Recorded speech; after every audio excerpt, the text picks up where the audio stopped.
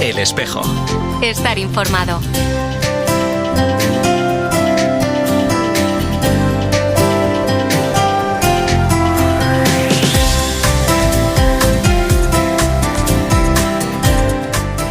Muy buenas tardes, ¿qué tal estás? Bienvenido una semana más a tu programa, esta edición local y provincial del Espejo que arrancamos como cada viernes y lo hacemos además siendo el primer programa de 2025, así que como es de educación, permíteme que te felicite el año y sobre todo que te desee todo lo mejor para este año que acaba de comenzar.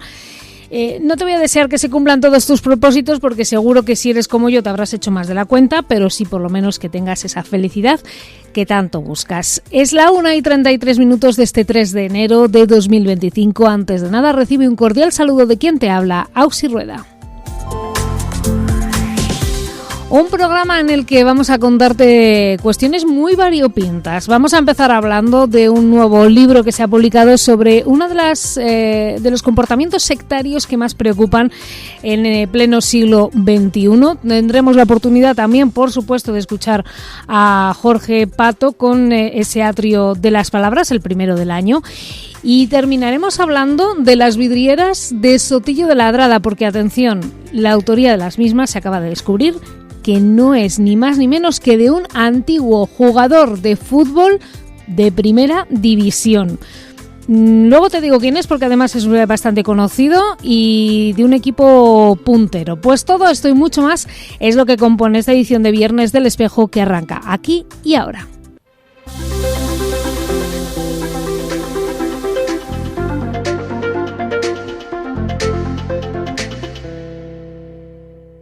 Vamos a comenzar el nuevo año hablándote de una nueva publicación, y es que no hay nada mejor que empezar los propósitos de 2025 que con una buena lectura, y más si es altamente instructiva como la que te vengo a presentar. Lo hemos hablado en este espacio en no pocas ocasiones. Las sectas están más presentes que nunca en una sociedad que a veces está muy perdida y tienen más presencia entre nosotros de lo que nos podemos imaginar.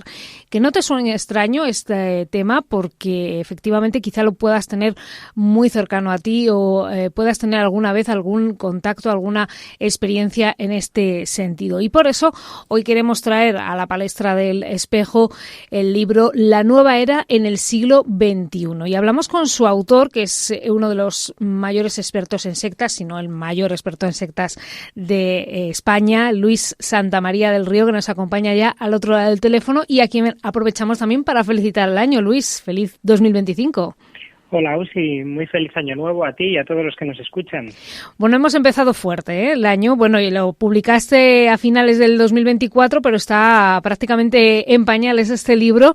Un nuevo libro, Luis, en el cual nos alertas de esta posibilidad también muy cercana a nosotros, esa nueva era de la que hemos hablado en numerosas ocasiones, la New Age, pero que está más presente que nunca en el siglo XXI. Efectivamente, hay gente que dice, pero este libro no aborda las sectas. Digo, pues sí, aparecen muchas sectas dentro, pero hablo de un tema que es mucho más amplio, ¿no? Y de hecho es súper difícil de definir qué es la nueva era, un clima, una cultura, un estilo, una espiritualidad que llega a muchísima gente, porque a veces es a través de novelas, de vídeos que vemos en internet, de cursillos, talleres que hacemos, sin que pertenezcamos realmente a un grupo concreto, ¿no? Entonces, pues es algo que está cada vez más presente y que llega a más ámbitos sociales, culturales, educativos, empresariales, laborales e incluso eclesiales. Podríamos definirlo como una suerte de pseudociencia, de estas que están tan de moda actualmente. Bueno, las pseudociencias entran dentro de lo que es la nueva era. Es que es algo tan amplio, ¿no? A mí me gusta una de las palabras que utilizaba Manuel Guerra para definir la nueva era en su diccionario enciclopédico de las sectas. Dice, una forma de neblina, ¿no? Pues como una niebla de esta que tenemos tanto estos días, al menos por aquí por Zamora, algo difícil de definir porque no tiene contornos definidos, y lo pseudocientífico está ahí. Tantas terapias de sanación espiritual, tantas soluciones, teorías de la conspiración, todo eso se mueve también en torno a la nueva era. Hablabas que también afecta a la Iglesia. ¿En qué sentido se ha introducido la nueva era en los ámbitos eclesiales? Pues mira, en un sentido que lleva a mucha confusión y que lleva al sincretismo, que llamamos sincretismo a esa mezcla de doctrinas que se hacen a veces. ¿Por qué? Porque la nueva era, como se presenta como algo espiritual, y a veces ni siquiera espiritual, algo filosófico, psicológico, pues desde algunos ámbitos de la Iglesia Católica se ha pensado que, bueno, sería válido tomar algún elemento de estos, ya que se trata de una espiritualidad así difusa, y que no afectaría nada a la esencia del cristianismo, ¿no? Vamos a coger esta técnica de meditación o esta técnica de relajación o esta taller de autoconocimiento y de crecimiento personal, pero resulta que si escarbamos un poco vemos que no solo es algo superficial, sino que cualquier propuesta de la nueva era trae un corazón, podríamos decir, un alma espiritual debajo, porque es totalmente religioso y en clave gnóstica. ¿Qué es? Que si accedes a este conocimiento descubrirás quién eres en verdad, eres un Dios, ¿no? Entonces aquí en esta ecuación el Dios revelado en Jesucristo, ese Dios sobra. Cuando hablabas de lo de la relajación se me venía a la cabeza algo que a mí me ha llamado mucho la atención en los últimos años y es la introducción en colegios católicos de las técnicas del mindfulness, por ejemplo, para los más pequeños. Yo creo que también podemos hablar en ese sentido, ¿no?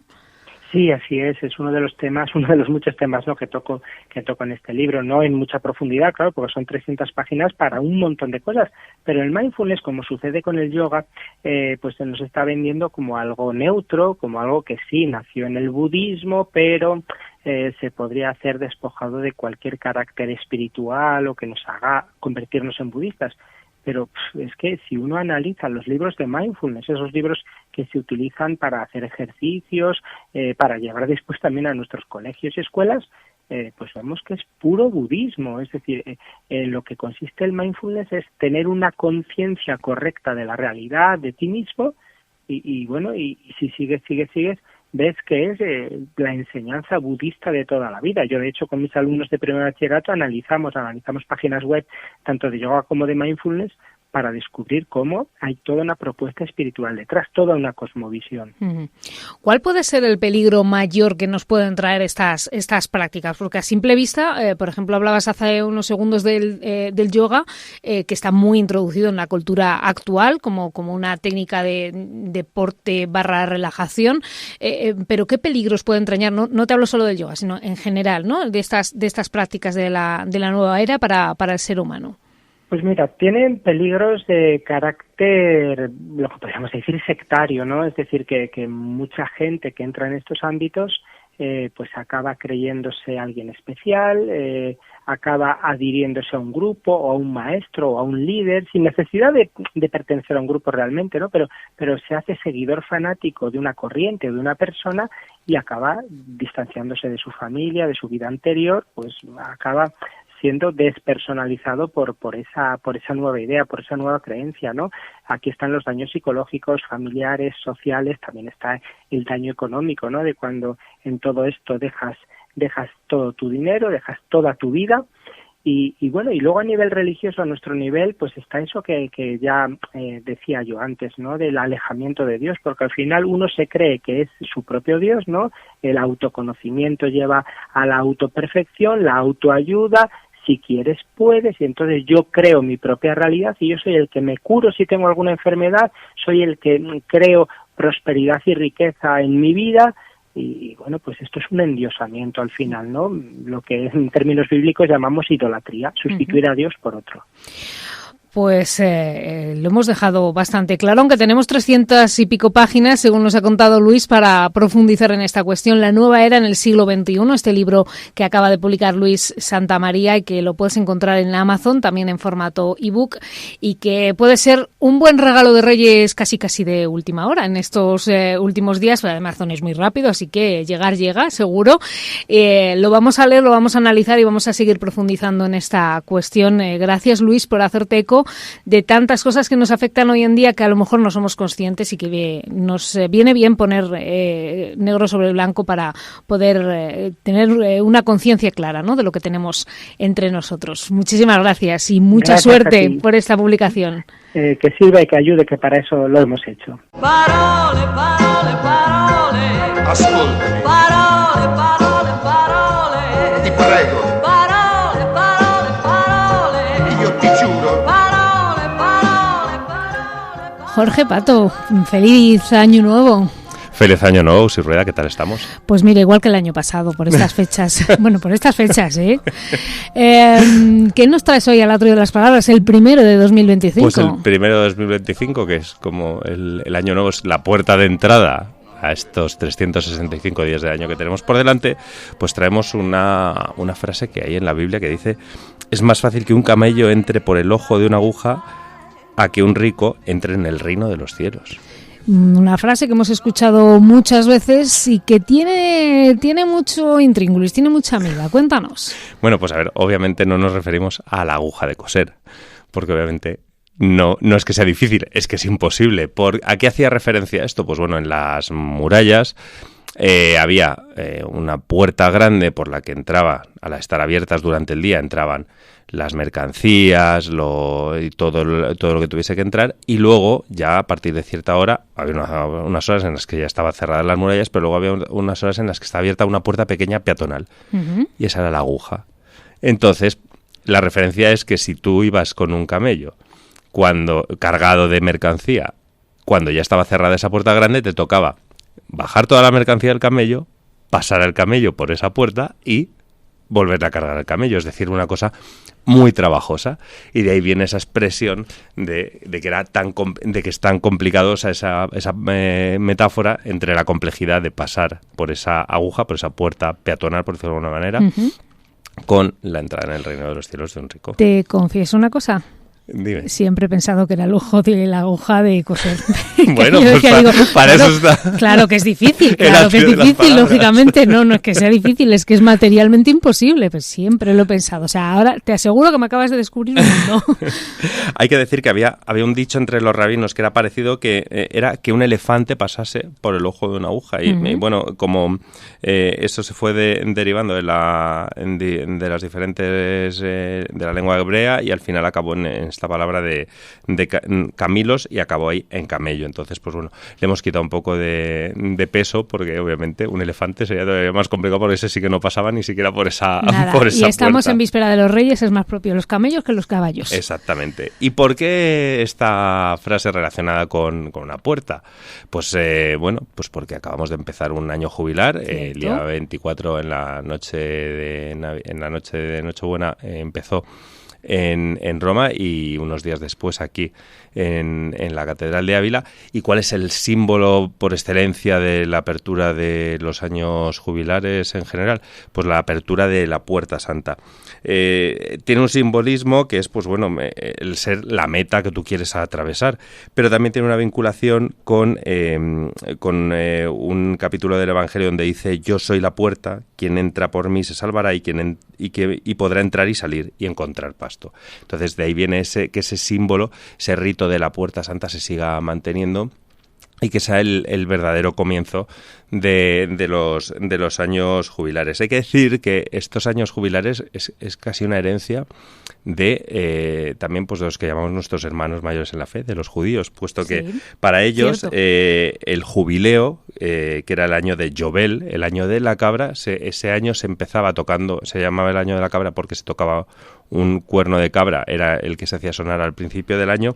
Y durante ese periodo, la ley mosaica lo que quería era que prescribía que la tierra, que era del único propietario, que era Dios, se dejase en barbecho, y que los presos recuperasen la libertad. Y esto se hacía cada 50 años. Hay que decir que ahora celebramos los jubileos cada 25 años, pero esto no ha sido así siempre. Al principio eran cada 100 años. Cuando se empezaron a celebrar estos años jubilares. Luego, posteriormente... Era mucho, 100 años era mucho. Eso era mucho, porque... Era mucho esperar, y mira, así podemos vivir unos cuantos en vida. Lo de 100 años ya suponía uno solamente, y a Dios gracias si llegabas. Sí, es más, en el año 1342, precisamente por una petición de los fieles, se redujo a 50, y fue, por último, el Papa Pablo II el que decretó. En el año 1475 se hizo el primer año jubilar ya con esta cadencia de los 25 años, y así hemos llegado hasta ahora. ¿Ha habido algún año jubilar que no se haya celebrado? Pues sí, ¿Por qué? Pues por lo siempre, por las guerras, que es justo lo contrario a lo que se buscan y lo que se ansía, y sobre todo en estos tiempos de primeros de año, que es el que se recupere la paz. Y fue precisamente por las guerras napoleónicas de 1800 y de 1850. Y luego se reanudaron en 1875, lo que pasa que en ese año, tras la anexión de Roma a la República, al Reino de Italia, se hizo, pero vamos a decirlo, un poco descafeinado, porque no se revistió de la solemnidad tradicional. Y hay que decir, porque a mí esto me ha llamado mucho la atención, que al principio solamente, en el año 1300, Bonifacio VIII proclamó el año jubilar y había que ir. Solamente se podía ir, había una puerta santa, que era la de San Juan de Letrán, que hay que recordar que esa es la catedral del obispo de Roma, del Papa, y había que estar... había que peregrinar, había que pasar 30 veces, ir a misa 30 veces durante el transcurso del año, o si eras peregrino de fuera de Roma, 15 días, o sea, 15 veces. Esto al final ha cambiado mucho, pero hay que decir que en este año 1300 los documentos que se guardan de la época y de ese año jubilar se cuantifican en casi 2 millones de peregrinos los que recibió la ciudad de Roma. Madre y estamos mía. hablando del siglo XIV. Cuando costaba Dios y ayuda llegar a un sitio. Sí, porque precisamente es verdad que tanto las guerras lo que impedían era el tránsito normal por los caminos, porque claro, no es como ahora que te coges un avión, te vas a Roma y vuelves, lógico, sino que tenías que hacer una peregrinación por media Europa para llegar a tu destino. Y en las condiciones que eran en aquel momento. Por lo tanto, los caminos seguros eran algo imprescindible, y si había guerras, pues era algo que impedía sobremanera el que se pudiese celebrar. Ahora ya sabemos que hay varias puertas santas, que obviamente la madre de todas esas puertas, por decirlo de alguna manera, es la de la Basílica de San Pedro del Vaticano, pero, por ejemplo, en Ávila, quien no puede ir hasta Roma puede ganar esa indulgencia, y si no, los que vayan a Roma tienen, además de San Pedro del Vaticano, tiene numerosas iglesias, sobre todo las basílicas papales. Las 4 basílicas papales las tienen. Y muchas más iglesias que en Roma que puede obtenerse, lucrarse la indulgencia de este año jubilar del año 2025. Lo que sí me gustaría decir, porque nos ha preguntado gente que dónde está la Puerta Santa. En Ávila no hay Puerta Santa en la catedral. ¿Vale? Es templo jubilar, se puede ganar el jubileo aquí, pero no hay Puerta Santa porque se ha preferido dejar este privilegio para Roma, y la Puerta Santa, las puertas santas principales están allí, por eso no hay en Ávila, pero sí que se puede ganar aquí el jubileo. Vaya, esa es la diferencia, porque sí que nos ha preguntado gente por esta cuestión.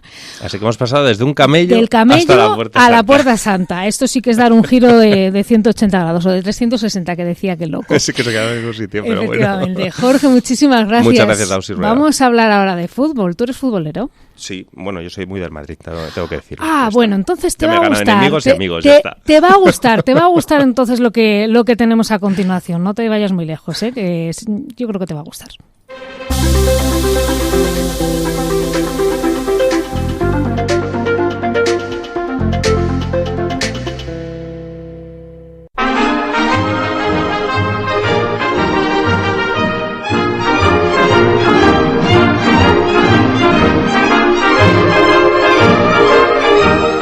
Bueno, a ver, que nadie se me ofenda y que además no hemos cambiado de programa, que seguimos en El Espejo y no estamos en tiempo de juego.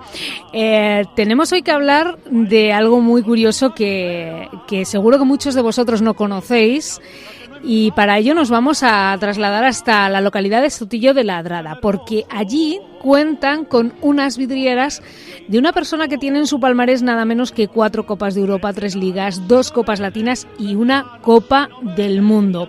¿Y cómo es esto posible? Pues nos lo va a contar el párroco de Sotillo de la Adrada, que está con nosotros ya al otro lado del teléfono. Cecilio, bienvenido.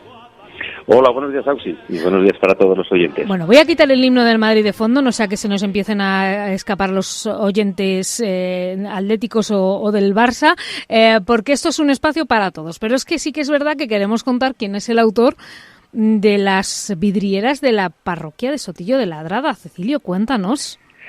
Sí, bueno, pues curiosamente, investigando un poco sobre la autoría de estas vidrieras, me encontré también, para mi sorpresa, pues que el autor de las mismas es un famoso jugador del Real Madrid, al que tú has hecho referencia hace un momento, Atienza II, que es leyenda y artista leyenda deportiva y un artista a quien admirar aquí en nuestro templo de Sotillo de Ladrada, claro. Bueno, Atienza II, que es deportista, es futbolista del Real Madrid en la década de los años 50 y que, bueno, pues una vez colgadas las botas, decide ser artista y prueba de ello pues son estas vidrieras. ¿Cómo descubriste, por cierto, esta curiosidad, esta autoría, Cecilio? Bueno, pues claro, primero, como digo, investigando un poquito por quién pudiera ser, porque nos pareció a algún grupo de personas también un poquito entendidas de la parroquia que estas merecían la pena conocer su autoría, y nos pusimos a buscar en los libros de fábrica de la parroquia y efectivamente dimos con el autor de las mismas, puesto que se conserva en los libros parroquiales pues el momento en el que son encargadas, el coste de las mismas y cómo se trajeron desde la fábrica donde este autor tenía en Boadilla del Monte, aquí muy cerca de Madrid, ¿no? Y es ciertamente la gran pasión, según hemos ido investigando, de Atienza II, que dejó el fútbol en el año 60 aproximadamente, pues era el arte, ¿no? Y particularmente pues la vidriera, ¿no? Como vidrierista, también muralista, lo fue. Y bueno, pues nos pusimos a investigar un poquito más sobre el mismo y sobre estas preciosas vidrieras que nuestra parroquia contempla, ¿no? Principalmente 3 relacionadas con los sacramentos que la Iglesia celebra, particularmente el bautismo y el espacio del baptisterio. Tenemos una preciosa vidriera que hace referencia justamente pues al agua como elemento natural que es propio de sacramento. Muy cerca se encuentra también otra vidriera que representa una oliva de donde procede el aceite para asignar con el crisma y el óleo santo, ¿no? Y en otra parte de la nave de la iglesia pues hay otra vidriera también con los motivos referidos a la Eucaristía, ¿no? Cecilio, me contabas antes a micrófono cerrado que no es la única joya, digamos, que tiene la parroquia de Sotillo que merece la pena ser conocida. Esta, digamos, que es la más curiosa por haber sido obra de un exfutbolista, pero merece la pena a veces que caigamos en la cuenta que los templos de nuestros pueblos, de nuestras parroquias, encierran tras de sí historias de belleza y de fe muy importantes. Sí, me refería al arquitecto que se encargó de las obras de reconstrucción del templo parroquial de Sotillo, dedicado a la Santísima Trinidad. Por la situación y mal estado de una de los muros de la parroquia, de la iglesia, pues hubo que derribarlas. Fue la decisión que se tomó, hubo que derribar todo el templo y reconstruirlo de nuevo. Y se le encargaron las obras a José Luis Fernández del Amo, que es un importantísimo arquitecto contemporáneo, bueno, ya falleció, pero muy cercano a nuestra época, ¿no? Él es madrileño, pero curiosamente tenía una casa en Barraco, donde allí falleció, una casa también extraordinaria que merecería la pena conocer, ¿no? Y digo, a él se le encargó el llevar a cabo la reconstrucción del templo. Y este arquitecto pues fue buscando, ya en un momento en el que el Concilio Vaticano II ha tenido lugar, pues adecuar los templos según la Constitución Sacrosanctum Concilium de la liturgia del Concilio Vaticano II, que establece que hay un principio importante que es la visibilidad de aquello que se está celebrando y la participación en la misma. Por tanto, él crea un espacio físico para que en torno a la mesa del altar se sitúen los fieles, participando así, viendo y participando muy directamente en el sacramento de la Eucaristía. Bueno, pues curiosidades de la parroquia de Sotillo de Ladrada que hemos conocido hoy de la mano de su párroco, de Cecilio Jiménez, al que agradecemos que haya estado con nosotros en este primer programa de 2025. Cecilio, muchísimas gracias. Nada, gracias a vosotros también. Gracias a ti, Ausi. Y con estas curiosidades nos vamos a despedir dejándote de nuevo con Mediodía COPE y con nuestra promesa más solemne de que aquí estaremos el próximo viernes. Así que hasta entonces, que pases una muy feliz semana y felices Reyes, por cierto, sobre todo para los más pequeños de la casa.